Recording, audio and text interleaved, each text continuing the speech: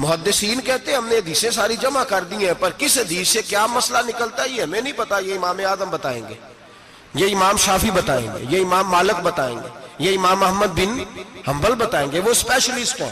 ہم جمع کرنے والے ہیں، وہ حدیثیں سامنے رکھ کے امت کی رہنمائی کرنے والے۔ نبی پاک صلی اللہ تعالی علیہ وآلہ وسلم نے فرمایا معاذ تو جا رہا ہے، اگر تجھے وہ مسئلہ قرآن سے نہ ملا تو کیا کرے گا؟ عرض کی حضور قرآن سے نہ ملا تو آپ کی حدیث سے تلاش کر لوں گا۔ تو نبی پاک نے فرمایا اگر وہاں بھی تجھے نہ ملا تو، یہ نہیں کہ ہے نہیں، اگر تجھے نہ ملا تو، عرض کی یا رسول اللہ پھر میں قرآن اور حدیث کو سامنے رکھ کے اپنی رائے بیان کروں گا۔ تو نبی پاک نے ان کے سینے پہ ہاتھ پھیرا، فرمایا جا پھر اللہ تیری مدد کرے گا، اللہ تیری، یہ فقہ ہے، یہ اتنی سی فقہ ہے، اس کو سمجھ لیں۔ ہر آدمی کو ہر شے نصیب۔ بابا فرید الدین گنج شکر کے پاس بندہ آ گیا، اس نے کہا پرانا بخار ہے جاتا کوئی نہیں۔ بابا صاحب نے کہا بسم اللہ الرحمن الرحیم قل هو اللہ احد اللہ الصمد لم یلد ولم یولد ولم یکن لہ کفوا احد۔ پھونک ماری، بندہ کہتا ہے بیٹھے بیٹھے میرا بخار اتر گیا۔ اس نے گاؤں جا کے اعلان کر دیا جس کا نہیں اترتا سارے ہی آ جاؤ، رش ہو گیا، پھونکیں بڑی نکلی، شفا کوئی نہیں۔ لوگوں نے پکڑ کے پھینٹی لگائی، انہوں نے کہا اتنی دور سے آئے ہیں اور تو اللہ کے بندے رام ایک کو بھی نہیں آیا۔ وہ بابا صاحب کے پاس آ گیا، کہنے لگا سورۃ اخلاص دو ہیں کہ ایک ہی ہے؟ بابا صاحب کہنے لگے بیٹے ایک ہی ہے۔ کہا حضرت جی آپ پھونک مارے تو بیٹھے بیٹھے بخار اتر جائے، میں نے 100 دفعہ پڑھی ہے، 100 پھونکیں ماری ہیں، ایک کا بھی نہیں نکلا، آپ کوئی اور والی پڑھتے ہیں؟ آپ فرمانے لگے سورۃ اخلاص ایک ہی ہے، پر منہ بھی تو فرید الدین کا چاہیے نا، منہ بھی تو۔ فرمایا مجھے اللہ تبارک و تعالیٰ نے توفیق دی ہے، میں نے کبھی غیبت نہیں کی، میں نے کبھی جھوٹ نہیں بولا، میں نے کبھی حرام نہیں کھایا، میں نے کبھی اپنی زبان سے کسی کا دل نہیں دکھایا۔ فرمایا میں نے اس زبان میں طاقت پیدا کی ہے، پھر جب قرآن کا نور آیا ہے تو اللہ نے تاثیر بنا دی ہے، پھر اللہ نے اثر پیدا کر دیا۔ تو بھائی ہر آدمی ہر چیز سمجھنے کے قابل ہے۔ یہی ہمارے بزرگوں کا موقف ہے، یہی ہمارے بزرگوں کی رائے ہے کہ قرآن اور حدیث کو سامنے رکھو، اس میں سے مسئلہ اخذ کرو۔ دلیل، پرانے زمانے میں جو لوگ ہوتے تھے وہ قسمیں کھایا کرتے تھے، قسمیں بڑی عجیب کھاتے تھے۔ ایک بندے نے قسم کھا لی کہ میرا کام ہو گیا تو وہ والی عبادت کروں گا جو اس وقت دنیا میں کوئی نہ کر رہا ہو، اتنی سخت قسم کھا لی۔ اب وہ کام ہو گیا تو کیا کرے؟ اگر نماز پڑھے تو لوگ پڑھ رہے ہیں ساری دنیا میں نمازیں، اذان پڑھے تو پتہ نہیں کہاں کہاں اذان ہو رہی، پھنس گیا، معاملہ الجھ گیا تو غوث اعظم جیلانی کے پاس گیا، کہا حضور اب کیا کروں؟ آپ فرمانے لگے کچھ بھی نہیں، حرم شریف چلا جا، کعبہ تو ایک ہی ہے نا پوری دنیا میں، 1 منٹ کے لیے سب لوگوں کی منت کر کے طواف رک جائے، ایک چکر طواف کا تو اکیلے کر لے تیری منت پوری ہو جائے گی۔ اب یہ فقاہت ہے، ہر آدمی کو یہ نصیب نہیں ہوتی، یاد رکھ۔ آگے چلیے، امام اعظم ابو حنیفہ کا زمانہ، ایک بادشاہ نے قسم کھا لی، اپنی بیوی سے کہنے لگا اگر تو چاند سے زیادہ خوبصورت نہ ہو تو تجھے 3 طلاقیں۔ اب مسئلہ بن گیا، کدھر سے نکالیں؟ اب قرآن پاک میں یہ لفظ کہیں نہیں لکھا کہ عورت چاند سے زیادہ خوبصورت ہوتی ہے، کسی حدیث میں نہیں لکھا واضح طور پر کہ بی بی چاند سے زیادہ خوبصورت ہوتی ہے۔ علماء کوفہ بیٹھ گئے، علماء بغداد بیٹھ گئے، علماء مصر بیٹھ گئے، بادشاہ تھا، اور پھر جو اس کی بیوی تھی وہ بھی ایک بادشاہ کی بیٹی تھی۔ اگر یہ طلاق ہو گئی تو 2 ملکوں کی جنگ چھڑ جائے گی، حالات خراب ہو جائے گی۔ علماء پریشان ہیں کہ جائیں تو کدھر جائیں؟ لوگ پریشان ہوتے ہوتے امام اعظم کے پاس چلے گئے، کہنے لگے سارے مولوی کہتے ہیں طلاق ہو گئی، آپ بتائیں۔ امام صاحب کہنے لگے کوئی نہیں طلاق ہوئی۔ کہا کیوں؟ فرمانے لگے اللہ کا قرآن کہتا ہے لَقَدْ خَلَقْنَا الْإِنسَانَ فِي أَحْسَنِ تَقْوِيمٍ، اللہ فرماتا ہے میں نے سب سے حسین انسان کو پیدا فرمایا ہے، تو جب سب سے حسین انسان ہے تو چاند سے بھی زیادہ انسان ہی حسین ہے۔ فرمایا لہذا اس کی بیوی کو طلاق، مسئلہ تو قرآن پاک سے حل فرمایا نا، لیکن ہر آدمی کی وہاں تک رسائی ہو سکی، یہ فقاہت، یہ علم ہے، اور یہ اللہ سب کو عطا نہیں کرتا، یہ کسی کسی کا نصیبہ ہوتا ہے، کسی۔ اور ویسے بھی اب تو لوگوں کو شوق ہے نا، ہر بندہ ہر کام کرنا چاہتا ہے، صحابہ یہ نہیں کرتے۔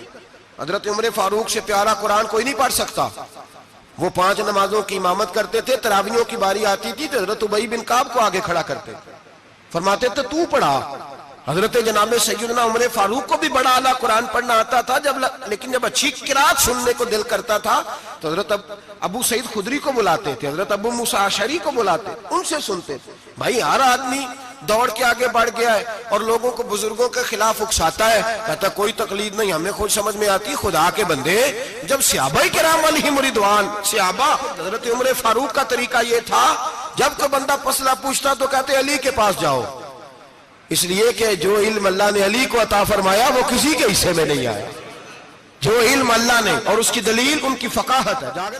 ایک بی بی تھی، دائی تھی، وہ اس کے گھر میں بچے جنم لیتے تھے، بچے پیدا ہوتے تھے۔ یہ دیکھیں علم جو ہوتا ہے نا وہ علم ہوتا ہے، فقاہت ہوتی ہے، اور یہ اللہ کی عطا ہے، یہ رب کی عطا ہے، جس کو چاہتا ہے عطا کر دیتا ہے۔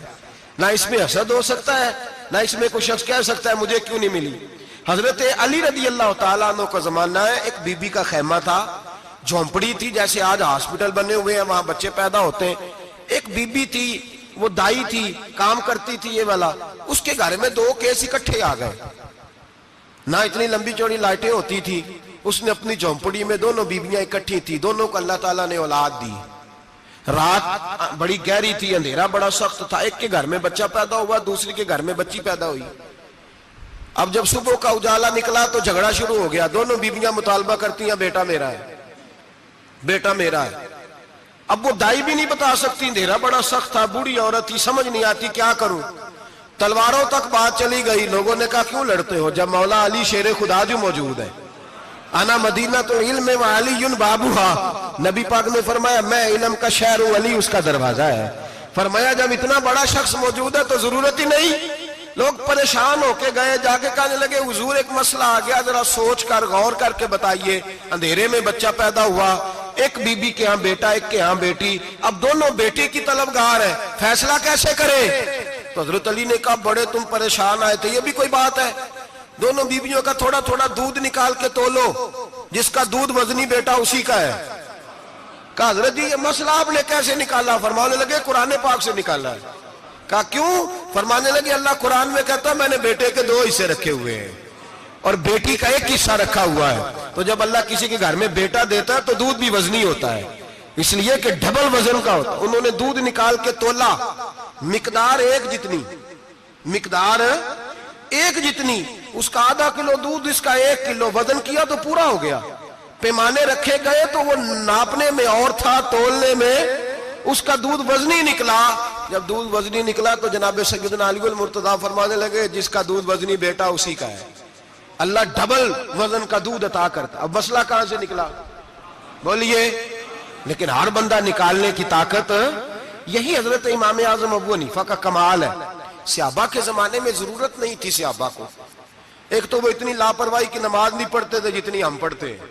اتحیات میں بیٹھے ہیں، سورۃ فاتحہ پڑھی جا رہی ہے، اتحیات میں بیٹھ کے بندے پوچھتے ہیں آگے، کہتے ہیں حضرت میں اتحیات میں سورۃ فاتحہ پڑھ رہا تھا، ساری پڑھ لی ہے، وہ تو رکوع کا وقت ہے تو یاد آیا کہ یہ تو اتحیات ہے۔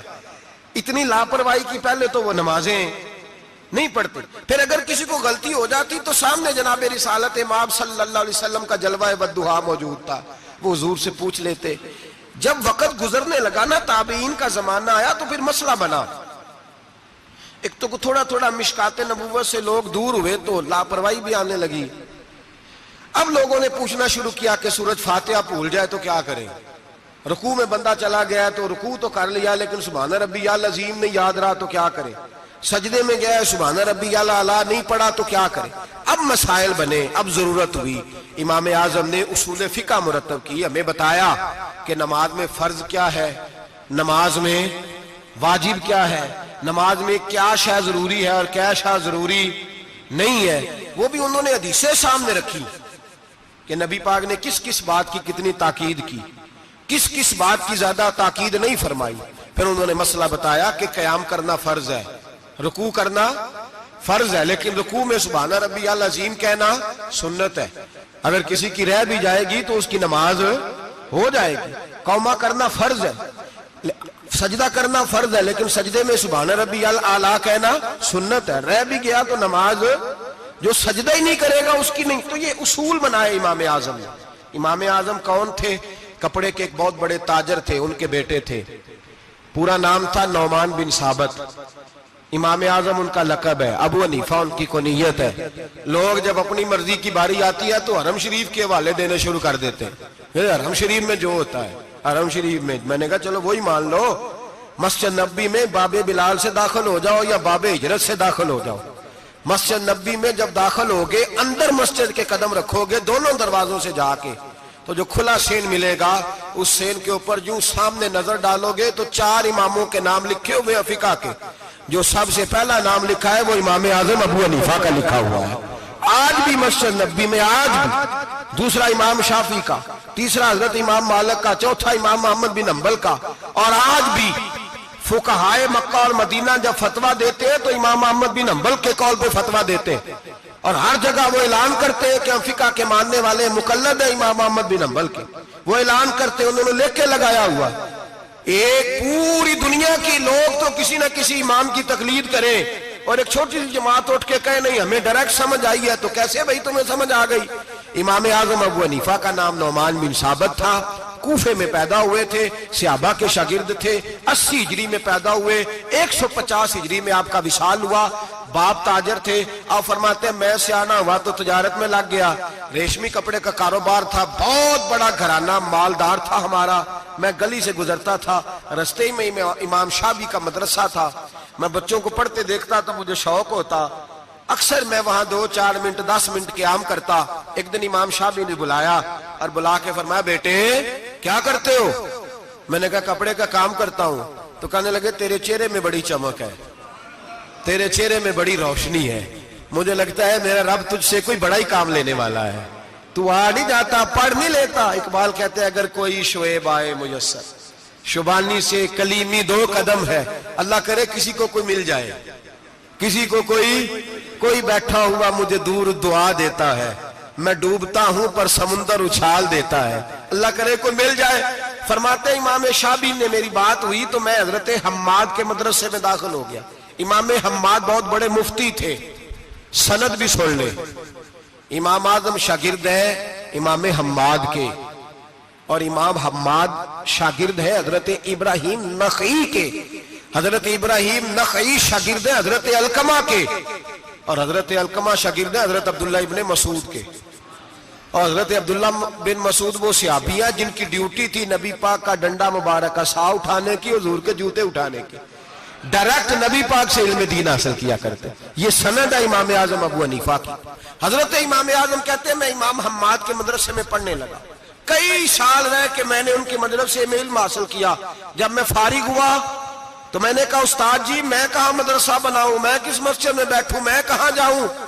کہتے ہیں میرے استاد اپنی کرسی سے اٹھے اور میرا بازو پکڑ کے اپنی جگہ پہ بٹھایا، کہنے لگے میں نے تجھے پڑھایا ہے لیکن رب نے تجھے بڑا ہی عطا کیا ہے، اب تو کہیں اور نہیں جائے گا، میری مسجد پر بیٹھ کر لوگوں کو پڑھایا کرے گا۔ امام اعظم ابو حنیفہ نے فقہ اور اصول کا علم وہاں سے حاصل کیا۔ فرماتے ہیں پھر میرے استاد نے میری ڈیوٹی لگائی، فرمانے لگے اب تو کسی ایسی جگہ جا جہاں سے تجھے تقوی کی روشنی ملے، کوئی مرشد تلاش کر، سہ نفل نمازاں پڑھیاں ظالم نفس نہ مردہ ہو، اے بان فقیروں کسے نہیں مارے آئے ہوئی چور اندر دا ہو۔ حضرت امام اعظم سن 80 ہجری میں کہتے ہیں 80 ہجری میں، آج سے 1400 سال پہلے 1350 سال پہلے امام اعظم کہہ رہے ہیں مجھے ضرورت تھی کہ میں جا کے کسی کے ہاتھ میں ہاتھ دوں تاکہ میں اس سے اصلاح لوں جو میرے قلب و نظر کو صحیح کرے، ہم تو سارے سیانے، ہمیں تو کسی کی ضرورت ہی نہیں۔ فرماتے ہیں میں اپنے استاد کے کہنے پر امام جعفر صادق کے پاس گیا، 2 سال امام جعفر صادق نے مجھے پریکٹیکل کرایا، جو علم میں نے امام حماد سے سیکھا تھا اس پر عمل کرنے کا طریقہ مجھے امام جعفر صادق نے سکھایا ہے۔ 2 سال، اور امام اعظم فرمایا کرتے تھے اگر وہ 2 سال نہ ہوتے تو میں ہلاک ہو جاتا، وہ 2 سال نہ ہوتے تو میں، فرماتے ان سے میں نے پڑھنا پڑھانا سیکھا، اور امام جعفر صادق رات کو مجھے ساتھ کھڑا کرتے اور ساری رات نفل پڑھاتے، وہ میری تربیت کرتے، وہ علم تو میرے اندر تھا لیکن عاجزی، تقوی، پرہیزگاری، عبادت، قرآن سے پیار، یہ مجھے امام جعفر صادق نے سکھایا۔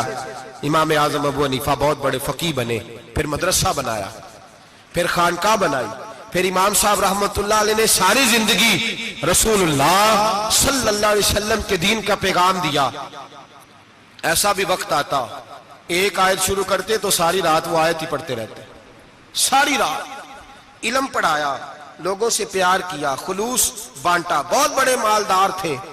ایک بہت بڑا نام ہے امام ابو مالک کا. یہ اتنے بڑے شخص ہیں کہ ہارون رشید نے انہیں قاضی القضاء بنایا تھا, چیف جسٹس بنایا تھا. حضرت امام مالک کہتے ہیں میں غریب کا بیٹا تھا. اکثر دین پڑھنے والے غریبوں کے بیٹے ہوتے ہیں. امیروں کے بچے ایف ایس سی پڑھتے ہیں, بی ایس سی پڑھتے ہیں, ٹیکنالوجی پڑھتے ہیں. غریبوں کے بچے دین پڑھتے ہیں. اور پھر امیروں کو ممبریاں ملتی ہیں, غریبوں کے بچوں کو اللہ ممبر عطا فرماتا ہے, مصلی رسول اللہ دیتا ہے. حضرت سیدنا امام ابو مالک فرماتے ہیں میں غریب کا بیٹا تھا اور میری 6-7 بہنیں, میں اکیلا بھائی تھا. آپ فرماتے ہیں میرے ابا جی فوت ہو گئے. میری امی پکڑ کے مجھے ایک دھوبی کی دکان پہ لے گئی, کہنے لگی اسے کپڑے دھونے کا طریقہ بتا دے, سلیقہ سمجھا دے, یہ بھی ایک چھوٹی سی لانڈری کی دکان کھول لے گا, میری بیٹیوں کا پیٹ پالے گا.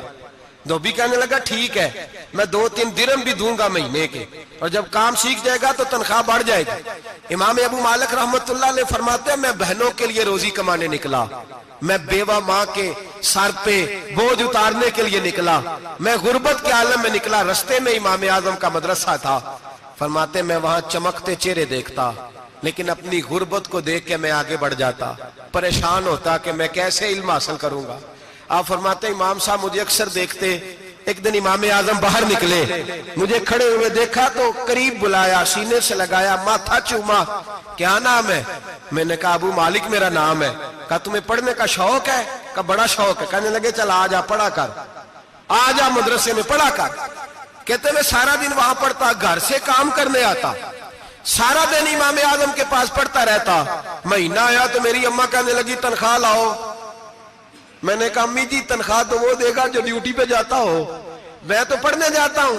کہتے اماں گھر سے نکلی اور بڑے غصے کے ساتھ نکلی, کہنے لگی مولوی نے میرا بچہ خراب کر دیا, میرا بچہ خراب کر دیا. میں کام پہ بھیجتی تھی, اس نے کس چکر میں ڈال دیا, مسلوں سے بھی کبھی پیٹ بھرا ہے, کام بھی تو کرنے چاہیے نا. کہتے امام اعظم کے سامنے کھڑی ہوئی. امام صاحب بڑے امیر کبیر آدمی, اربوں خربوں پتی تھی, اور پھر اتنے بڑے عالم فقیر, سارا بغداد, سارا کوفہ, سارا مصر سلوٹ کرتا ہے.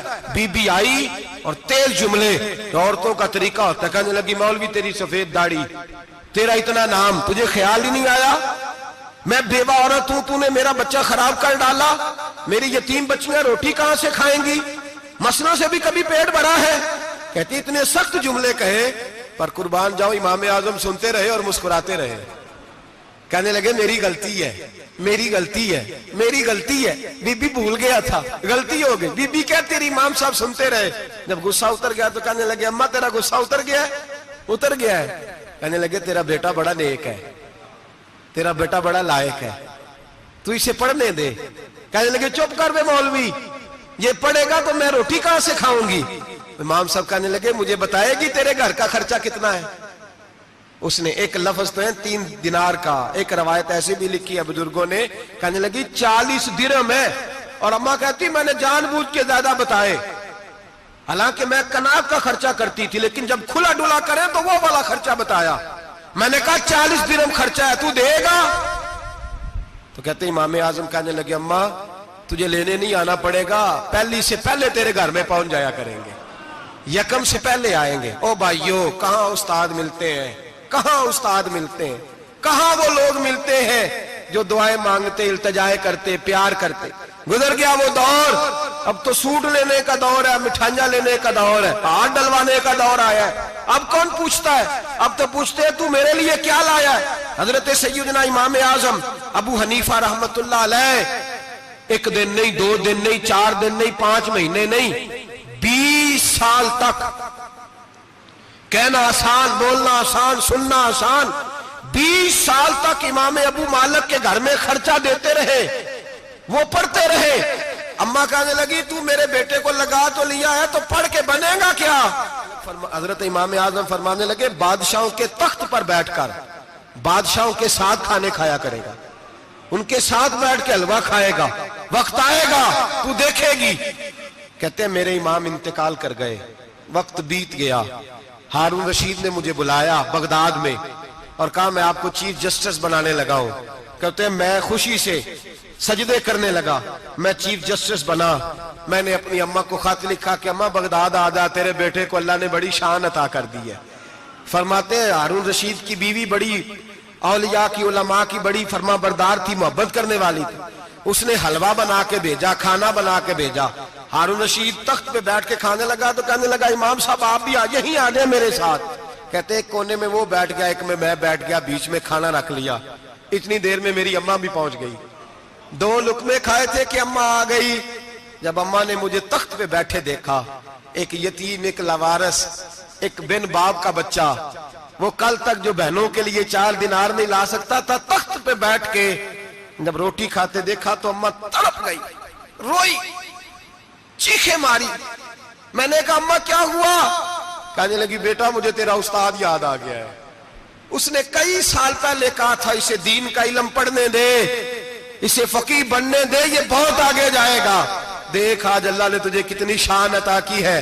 کہا بیٹا یہ کمال تیرا نہیں، یہ امام اعظم ابو حنیفہ کا کمال ہے، یہ ان کا کمال ہے جنہوں نے تمہیں یہاں تک پہنچایا. میرے بھائی اپنی پوری زندگی حضرت امام اعظم ابو حنیفہ نے. آج تو اساتذہ کرام، اساتذہ مجھ سے ایک ٹیچر کہنے لگے حضرت جی دل نہیں لگتا، بے سکونی سی ہے، کچھ بتلائیں. تو میں نے کہا کلاس میں کوئی یتیم بچہ ڈھونڈ لیں، کوئی لاوارث بچہ ڈھونڈیں، اس کی وردی اپنے ذمے لے لیں، کتابیں اپنے ذمے لے لیں، اس کا خرچہ اپنے ذمے لے لیں، روز جیب میں ٹافیاں ڈال کے جایا کرے کہ غریب کو دینی ہے. فرمایا 2 مہینے یہ والا وظیفہ بھی پڑھ کے دیکھیں، اللہ آپ کو سکون عطا کرے گا. یہ بھی کہنے لگے بڑی ٹھنڈک ہوئی ہے، بڑا سکون ملا ہے، بڑی تابعداری. میں نے کہا آپ لفظوں سے سکون چاہتے ہیں، وہ لوگ خدمت کر کے سکون لیتے. کوفے کا ایک امیر آدمی تھا، پھر غریب ہو گیا. غریب، غربت بڑی پریشانی ہے، بڑی پریشانی، بڑی آزمائش.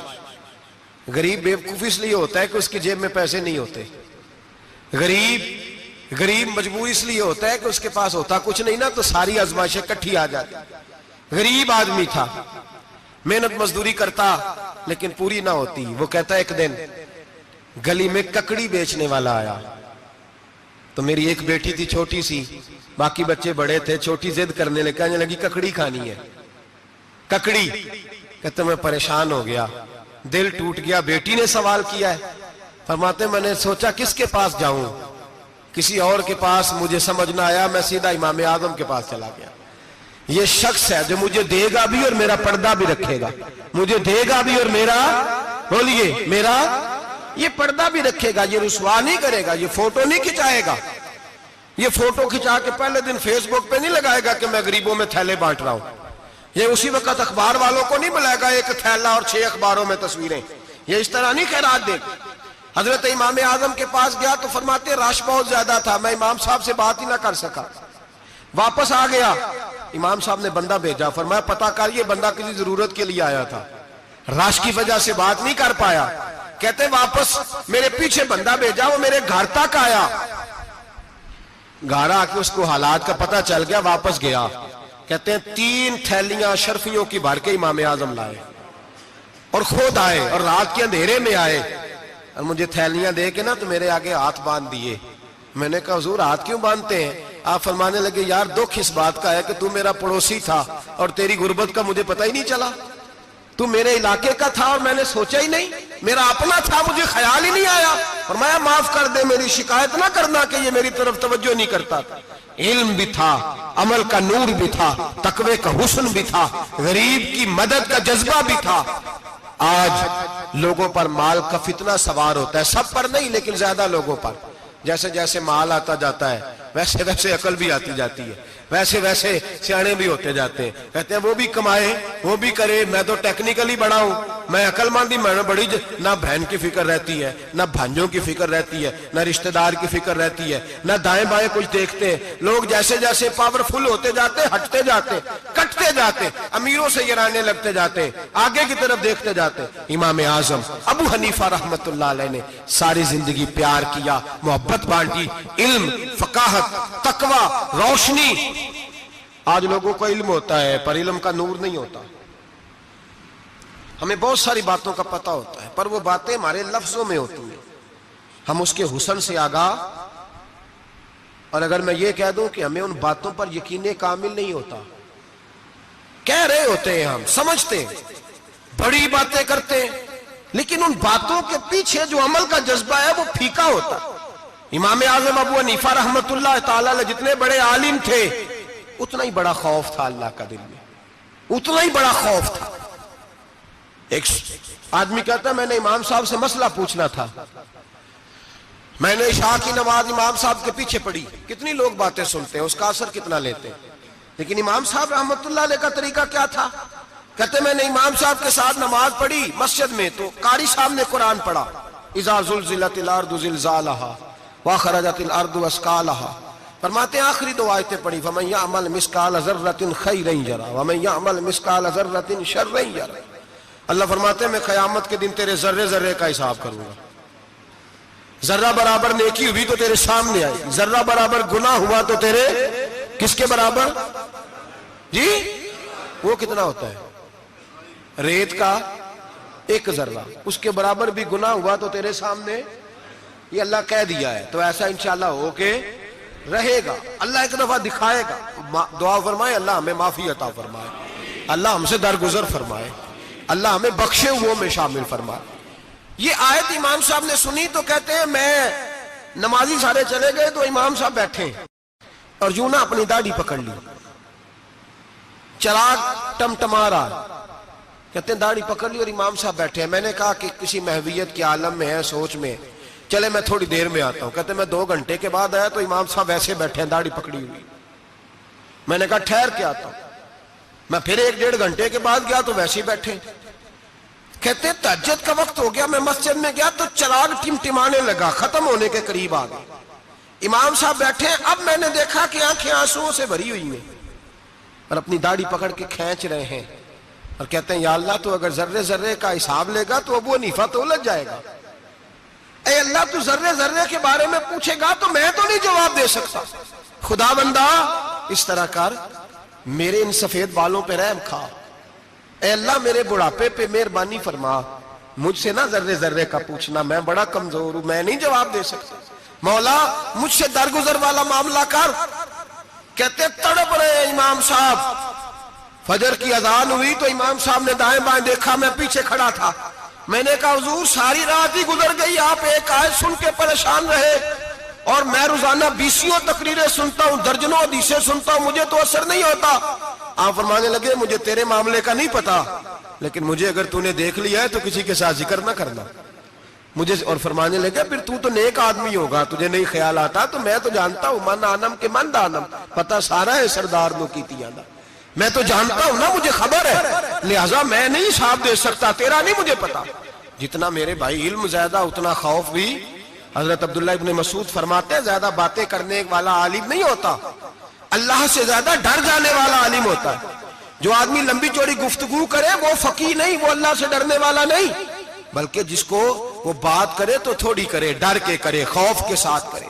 اللہ کی خشیت جس کے دل میں ہو وہ بڑا عالم ہوتا ہے. حضرت امام اعظم ابو حنیفہ رحمت اللہ علیہ مالدار تھے اور اپنے مال میں سے حصے نکالتے تھے. امام صاحب فرمایا کرتے تھے میں نے چند ہزار درہم رکھ دیے. حضور کس لیے؟ فرمایا لوگوں کو قرضہ دینے کے لیے. نبی پاک صلی اللہ علیہ وسلم نے فرمایا قرضہ لینے والے کو منع کیا ہے، فرمایا قرضہ ایک قید ہے، بغیر مجبوری کے نہ لینا. اب لینے والے بھی احتیاط نہیں کرتے، فٹافٹ قرضے کے پیچھے بھاگتے. بڑی مجبوری ہو تو قرضہ لیں، فرمایا مقروض قیدی ہوتا ہے، قرضہ لینے سے بچو.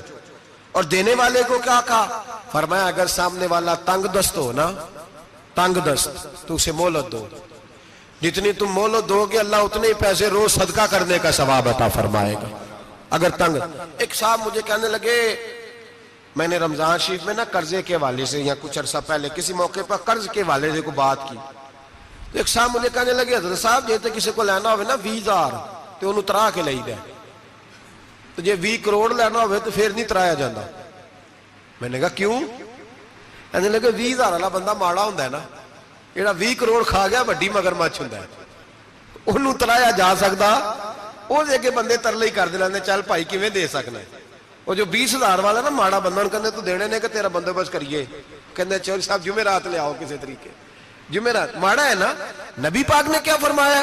حضور نے فرمایا تجھے پتہ چل جائے کہ تنگ دست ہے تو مہلت دے، جتنے دن تو اس سے پیسے نہیں لے گا اتنے ہی پیسے روز صدقہ کرنے کا ثواب دیا جائے.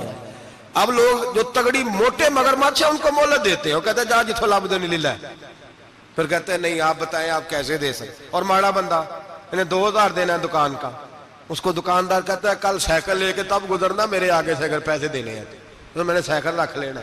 ڈرنا چاہیے اللہ پاک، ہمیں پتہ ہوتا ہے سامنے والا غریب ہے، تنگ دست ہے، مجبور ہے، سے مہلت دینی۔ امام صاحب کہتے ہیں میں نے کچھ پیسے رکھے ہوئے تھے، پس منظر یہ تھا کہ غریب لوگ آتے ہیں تو میں ان کی مدد کروں گا۔ امام اعظم ابو حنیفہ نے ایک بندے سے پیسے لینے تھے، اور حال یہ تھا کہ آپ دھوپ میں کھڑے تھے، ساتھ اس بندے کا مکان تھا۔ لوگوں نے کہا حضرت دیوار کے سائے میں ہو جائے، فرمانے لگے اس سے پیسے لینے ہیں، اگر سائے میں کھڑا ہوا تو سود میں شمار ہو جائے گا، میں اس سے فائدہ نہیں لے سکتا۔ ایک بندے سے قرضہ لینا تھا، وہ آپ کو دیکھ کے گلی اور دوسری گلی میں چلا گیا، رستہ بدل گیا اور چھپ گیا۔ امام صاحب رونے لگے، کہنے لگے اے اللہ میں اتنا برا ہو گیا ہوں کہ تیرے بندے مجھ سے چھپنے لگے، اس کو ڈھونڈ کے لائے، کیوں چھپتا ہے؟ کہا حضور آپ کے پیسے دینے ہیں۔ آپ نے فرمایا جا میں نے اللہ کی رضا کے لیے معاف کیے، آج کے بعد چھپنا نہ، اس لیے میں نہیں چاہتا کہ تجھے کوفت ہو، تو میری طرف دیکھ کے چھپنے لگا ہے، میری طرف دیکھ کے۔ غریب تو بھائی گلیوں میں گھستے پھرتے ہیں کہ کوئی بندہ مل نہ جائے، مقروض آدمی، پتہ اس وقت چلتا ہے جب خودکشی کر گیا، پتہ اس وقت چلتا ہے پھر لوگ آتے ہیں اس کے بچوں کو کہتے ہیں فکر نہ کرنا ہم تیرے ساتھ ہیں، تو اس کے ساتھ ہونا تھا، ان کا سایہ بچ جاتا۔ اب آئے ہو امام اعظم ابو حنیفہ رحمت اللہ تعالیٰ علیہ لوگوں کو سہولت دیتے، آسانی دیتے، پیار کرتے، محبت کرتے۔ ہم لوگوں کا مزاج ایسا نہیں ہے، ہمارے اخلاقیات کے اندر وہ حسن نہیں جو ہمارے بزرگ ہمیں دے کے گئے، اور پھر چھوٹی چھوٹی باتوں میں حقوق العباد کا خیال کرتے، چھوٹی چھوٹی باتوں۔ ہم تو گالی دے کے بھی کہتے ہیں نا چل کیا ہو گیا، گالی دی ہے نا۔ میں نے دیکھا ہے سائیکل والے کی ٹکر اگر پجاروں والے کے ساتھ ہو جائے تو معافی سائیکل والے نے مانگنی ہے، کیونکہ وہ سائیکل پہ بیٹھا ہے نا، اس کی غلطی یہ ہے کہ وہ سائیکل پہ بیٹھا ہے، معافی سائیکل والے نے مانگنی ہے، پجاروں والا نہیں مانگے گا۔ ہو سکتا ہے سائیکل والا اٹھ کے کہے جناب مجھ سے غلطی ہو گئی، مجھے پتہ ہی نہیں تھا کہ آپ تھے، ورنہ میں آپ کے آگے نہ آتا۔ سائیکل والا مجبور ہے کیونکہ اس کے پاس پجاروں نہیں، اور پجاروں والا تو شیشہ نہیں نیچے کرتا، کہتا دھوپ آئے گی، گاڑی بڑی مشکل سے ٹھنڈی کی ہے، نیچے اتر کے ملازم کہتا ہے اس کو پوچھو اگر کوئی 200-400 کا نقصان ہوا تو 500 دے دو۔ مزاج ہے امام اعظم ابو حنیفہ رحمت اللہ علیہ، عالم، حقوق العباد کا چھوٹی چھوٹی۔ آپ کے شاگردوں میں سے کسی کے چہرے پہ شکن آتا تو 20 بار پوچھتے کوئی پریشانی ہے میرے بیٹے کو، کیا ہو گیا؟ ساری زندگی سایہ دار شجر کی طرح گزاری، ساری زندگی شاگردوں پر، مریدوں پر محبت کا سائبان رہا، ٹھنڈی چھاؤں رہی امام صاحب کی۔ امام اعظم ابو حنیفہ رحمت اللہ تعالیٰ علیہ گلی سے گزر رہے تھے، لکڑی کے جوتے پہنا کرتے تھے، کھڑاؤں۔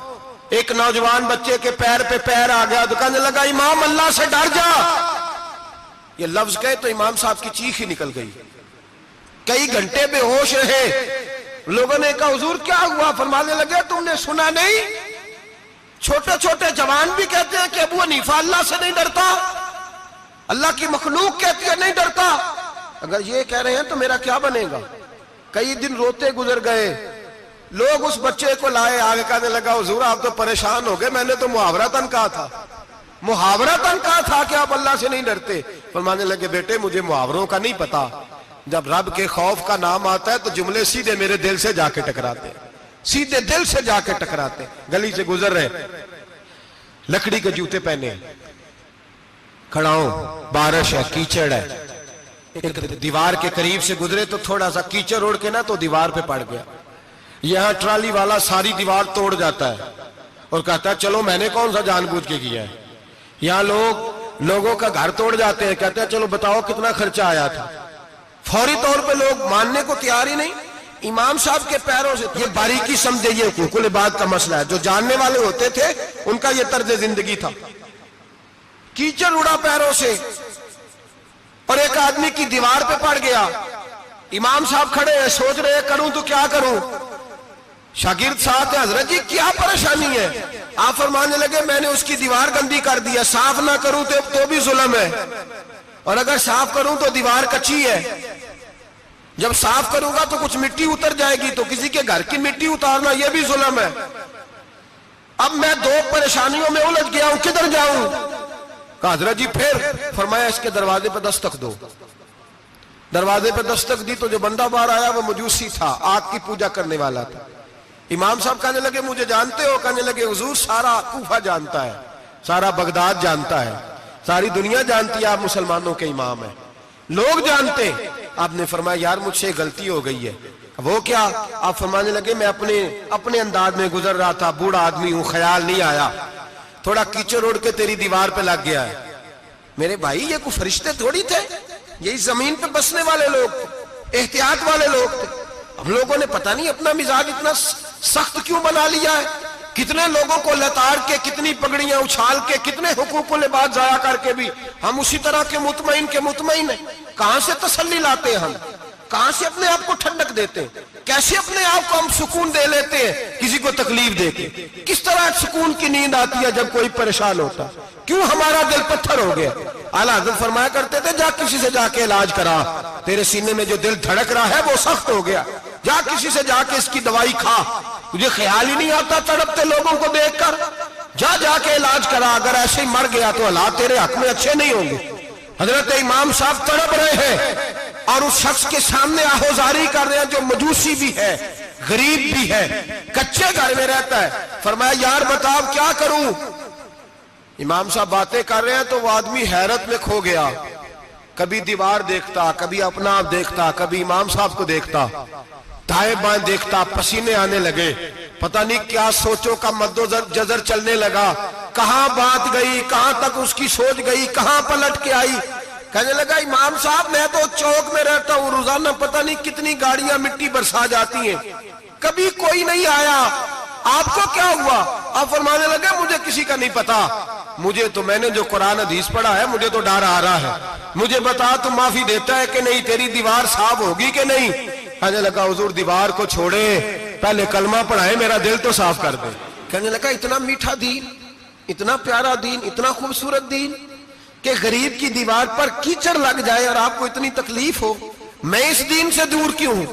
یہاں روز یورپ کہتا ہے کہ مسلمان جھوٹی شادیاں کرتے ہیں، دنگا فساد کرتے ہیں، نیشنلٹی لینے کے لیے جھوٹ بولتے ہیں، جانے کس کس قسم کے لوگ پاپڑ بیلتے ہیں، کس طرح اپنا ایمان بیچتے ہیں، کیا انداز ہم اختیار کرتے ہیں۔ ہمارے کردار نے لوگوں کو مذہب اور دین کا باغی بنا دیا۔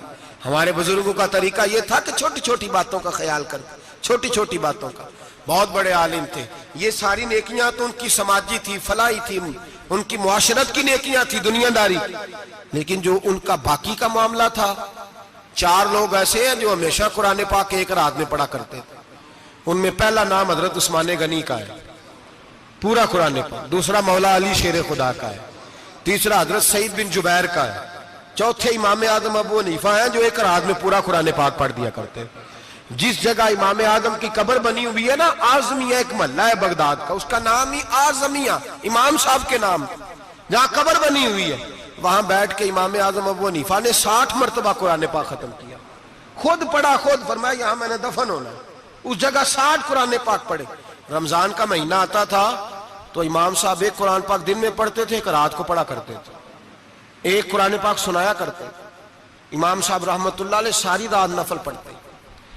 لوگ کہتے ہیں کہ امام صاحب کی رات نماز کے لیے کھڑے ہوتے تو ایک رکعت میں 15 سپارے پڑھتے، تو لوگ کہتے تھے یہ ابو حنیفہ نہیں، یہ تو کوئی کسی نے پلر کھڑا کر دیا، یہ تو کوئی ستون ہے، رکوع ہی نہیں کرتا، پورے 15 سپارے۔ یہاں تو ابھی تراویح آئیں گی، لوگ پہلے سے کہنے لگ گئے بڑی گرمیوں کے روزے ہیں، بڑی گرمیوں کے روزے ہیں، اور آ تو لینے دے بھائی، پہنچ تو لینے دے رمضان شریف کو، اللہ بڑا مہربان ہے، ہر چیز کو بدلنے پہ قادر ہے۔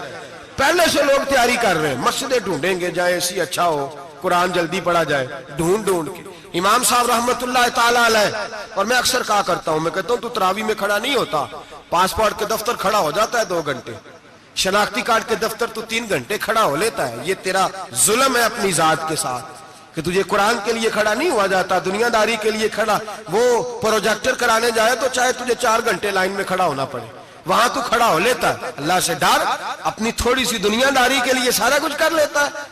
حضرت امام صاحب رحمت اللہ تعالیٰ علیہ تقویٰ اور طہارت کے پہاڑ 55 حج کیے امام اعظم نے، کتنے؟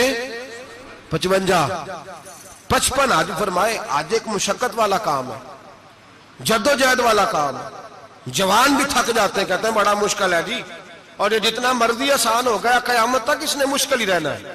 اس لیے کہ یہ ایک مجاہدہ ہے. 55 حج کیے, آخری حج پہ گئے تو کعبے کے مجاور کو کہنے لگے ذرا کھول نہیں دیتے کعبے کا دروازہ, میرا اندر جانے کو دل کرتا ہے. اس نے دروازہ کھولا, اندر گئے تو کہنے لگے خدایا, 2 جملے کہے, کہنے لگے اے اللہ جتنا تو نے مال دیا تھا میں اتنا شکر نہیں ادا کر سکا, اور جتنا تو نے علم دیا تھا میں اتنا عمل نہیں کر سکا, اب بوڑھا ہو گیا ہوں, مہربانی کرنا مجھ سے درگزر والا معاملہ کر, اور اے اللہ اگر تو مجھے بتا دے کہ تو راضی یا ناراض ہے تو میں ذرا سکون سے مر جاؤں. کہتے ہیں کعبے کی دیواروں سے آواز آنے لگی, ابو حنیفہ تیرا رب تجھ سے بڑا راضی ہے. داتا گنج بخش علی اجویری جیسا بابا 1000 سال پہلے لکھ کے گئے کشف الماجوب میں, داتا صاحب نے لکھا ہے 1000 سال پہلے کشف الماجوب میں. داتا صاحب فرماتے ہیں میں حضرت بلال کی قبر پہ حاضری دینے گیا, یعنی 1000 سال پہلے کے مسلمان بھی قبروں پہ مزاروں پہ جایا کرتے تھے. داتا صاحب لکھتے ہیں, کہتے ہیں ملک شام میں حضرت بلال حبشی کی قبر پہ حاضری دینے گیا, میں قبر پہ حاضری دے کے تو ساتھ لیٹ گیا, میری آنکھ لگ گئی, مجھے خواب میں نبی پاک کا دیدار نصیب ہوا, گویا حاضری حضرت بلال کی, اور برکت یہ کہ وہاں مجھے مصطفیٰ کا دیدار نصیب ہو رہا ہے. فرماتے ہیں نبی پاک میری خواب میں آئے, حضور نے ایک بوڑھے بابے کے گلے میں ہاتھ ڈالا ہوا ہے اور اپنے ساتھ ساتھ چلا رہے ہیں. میں نے عرض کی یا رسول اللہ یہ کون ہے؟ تو نبی پاک نے فرمایا یہ تیرا امام اعظم ابو حنیفہ ہے. فرماتے ہیں مجھے سمجھ آ گئی کہ امام اعظم بھٹک اس لیے نہیں سکتے کہ انہیں رسول پاک نے سہارا عطا فرمایا ہے, وہ بھے کس لیے نہیں سکتے کہ نبی پاک نے انہیں سہارا دیا. داتا گنج بخش علی اجویری رحمت اللہ تعالی علیہ فرماتے ہیں کہ امام صاحب رحمت اللہ تعالی علیہ بہت بڑی شخصیت. امام اعظم کا پیغام کیا ہے؟ انہوں نے فقہ بنائی, دین پھیلایا, جتنی بھی میں نے باتیں سنائی سارا پیغام, ایک پیغام ہے امام صاحب. امام صاحب رحمت اللہ تعالی علیہ فرماتے ہیں کہ دین پر عمل کرنے والوں کو بھی کسی اچھی صحبت کی ضرورت ہوتی ہے, عمل کرنے والے کو. آپ فرماتے ہیں کئی دفعہ عمل کرنے والے کا عمل بھی ٹوٹ جاتا ہے, استقامت نہیں رہتی. فرماتے ہیں اچھی صحبتیں تلاش کرو, ان کے پاس بیٹھا کرو, ورنہ ہو سکتا ہے جو عمل تم کر رہے ہو اس میں کمی آ جائے. جتنا نیک لوگوں سے رابطہ زیادہ رہتا ہے انسان کا دین پر عمل زیادہ رہتا ہے, جتنا نیک لوگوں سے پیچھے ہٹتا ہے اتنا دین سے. آپ فرمایا کرتے تھے اگر 2 سال نہ ہوتے جو میں نے امام جعفر صادق کی صحبت میں گزارے تو ابو حنیفہ ہلاک ہو جاتا. اپنے آپ کو رب کریم کے بندوں کے ساتھ لگا کے رکھیں, جوڑ کے رکھیں. اگر ہمارا رب کریم کے بندوں سے رشتہ رہے گا تو قرآن و سنت سے رشتہ رہے گا. اللہ تعالی ہمیں ان بزرگوں کے نقوش سیرت پر عمل کی توفیق عطا کرے. آخر دعوانا ان الحمدللہ رب العالمین.